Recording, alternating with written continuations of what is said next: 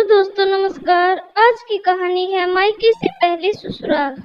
भारती जी जब रोटी बना रही थी कि तभी किसी ने दरवाजे की बेल बजाई।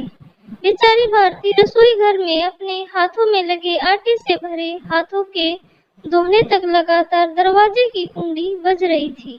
जैसे ही उसने दरवाजा खोला और सामने देखा तो उसकी बेटी अदिति दरवाजे के बाहर खड़ी थी। तब उसे आश्चर्य हुआ कि कुछ बताया भी नहीं, मैंने भी नहीं बुलाया, तो अदिति अचानक कैसे आ गई। अपनी बेटी को देखकर भारती बोली, आने से पहले बताना तो चाहिए था। अकेले ही आई हो क्या? जमाई जी और बच्चे कहाँ हैं? भारती ने एक साथ कई सारे सवाल किए। तभी अदिति बोली, माँ, क्या कोई अपनी प्यारी इकलौती बेटी का ऐसे स्वागत करता है? मुझे लगा कि तुम मुझे अचानक देखकर बहुत खुश होगी और सबसे पहले मुझे गले लगा लोगी, पर यहाँ तो उल्टा ही हो रहा है। शायद तुम दुनिया की पहली माँ होगी जो बेटी को ससुराल से अपने घर आते देख खुश होने की बजाय चिंता में पड़ गई। क्या मैं अकेली इस घर नहीं आ सकती? क्या हमेशा दामाद और बच्चों के साथ ही आना जरूरी है? बोलकर अदिति घर में प्रवेश कर गई और अपना सामान रख कर बोली, भाभी कहाँ पर है? भाभी जल्दी चाय नाश्ता लेकर आओ, आपकी ननद आई है। बहू घर पर नहीं है, अपने मायके गई है, माँ ने कहा। अच्छा, इसलिए तुम घर संभाल रही हो और खाना बना रही हो? माँ, तुम्हारी बहू के तो बड़े ठाठ हैं। बहू मौज से घूम रही है और सास घर संभाल रही है। देखो ना, आपने बहू के आने से पहले ही खाना बना कर रखा है। उसे घर आकर कुछ भी काम करने की जरूरत ही नहीं पड़ेगी। बड़े नसीब लेकर आई है आपकी बहू।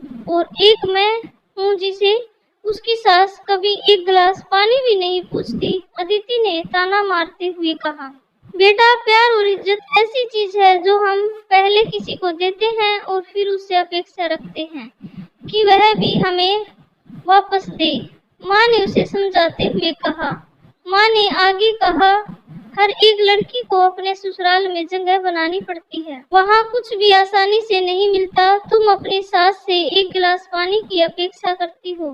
तुम तो उनकी बहू हो। तुम बहू हो, फिर भी तुमने कभी उन्हें एक गिलास पानी दिया है क्या? तुम शादी के बाद ससुराल में रही ही कितने दिन? जब तुम्हारे मन को लगा तब अपनी बैग भरी और सीधा मायके आ जाती है। मायका और ससुराल एक ही शहर में है, इसका मतलब ऐसा नहीं होता कि तुम जब चाहो तब मायके आ जाओ और चाहो उतने दिन तक रह कर वापस ससुराल चली जाओ। मायके में भी बेटी को मान सम्मान तभी मिलता है जब बेटी ससुराल का मान सम्मान रख कर मायके में कुछ दिनों के लिए आती है, तभी उसे मान सम्मान मिलता है। ऐसा हर रोज बिना बुलाए कोई कारण ना होते हुए भी कोई बेटी मायके आती होगी तो उसको साधारण पूछताछ भी कोई करता नहीं। और तुम मेरी बहू को बोलती हो ना, तुम तो मेरी बहू की बराबरी ही मत करो।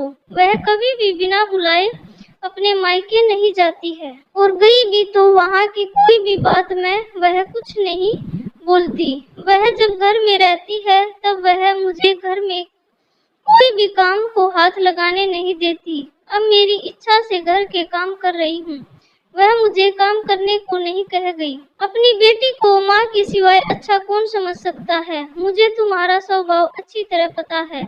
तुम्हारे ससुराल में सब लोग अच्छे हैं, तुम भी उनके साथ मिलजुल कर रहना चाहिए। ससुराल तो ससुराल होता है और मायका तो मायका होता है। मायके में घर का काम अपनी मर्जी से होता है। ससुराल में सबसे पहले सबका दिल जीतना पड़ता है, सबको अपना बनाना पड़ता है। उसके लिए छोटे से लेकर बड़ों तक सबको प्यार करना पड़ता है।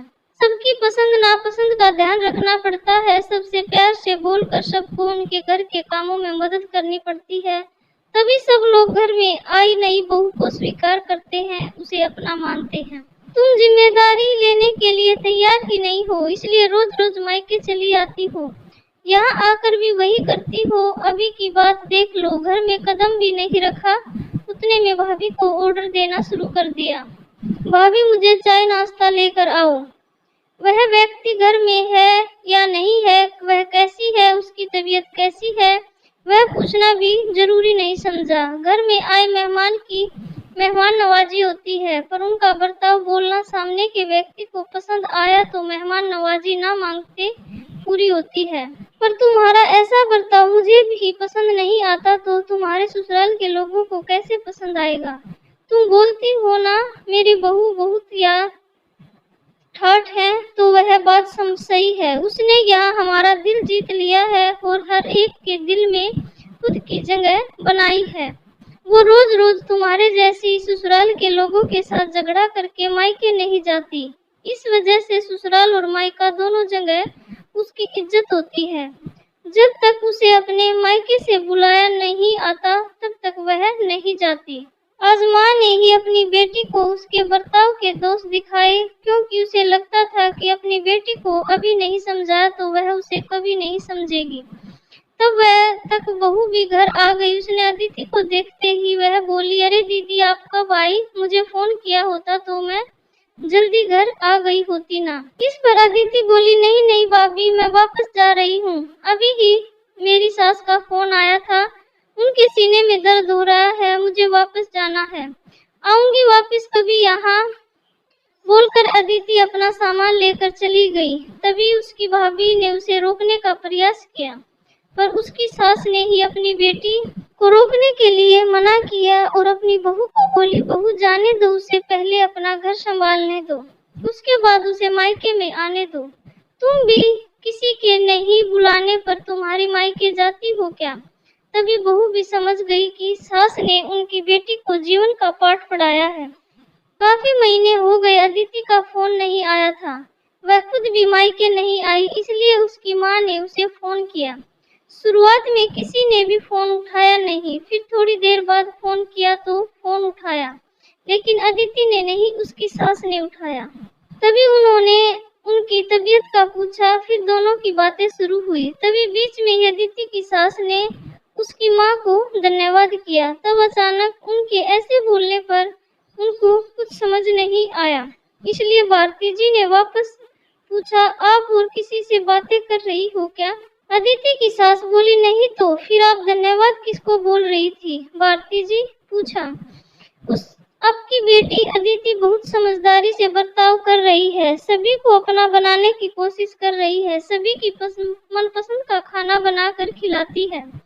घर में बहुत आनंद का वातावरण बना है, कोई भी झगड़ा नहीं, जैसे स्वर्ग ही बन गया हो मेरा घर, इसलिए मैं आपको धन्यवाद बोल रही हूँ।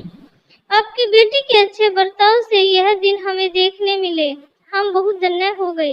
पहले हमें उसकी तरफ से कोई भी अपेक्षा नहीं थी, पर आपने उसे समझा कर भेजा और उसके स्वभाव में बदलाव आया। आज उसी अदिति को मायके जाना तो दूर की बात है, फोन पर बोलने के लिए भी उसके पास वक्त नहीं है, वह अपने गृहस्थी में व्यस्त हो गई है। दोस्तों, सभी माँओं ने अगर अपनी बेटियों को ऐसे समझाया और उनको समझ आ गया तो किसी भी घर में झगड़ा होगा ही नहीं और कोई भी घर टूटेगा नहीं। तो दोस्तों, आपको ये माँ बेटी की कहानी कैसी लगी?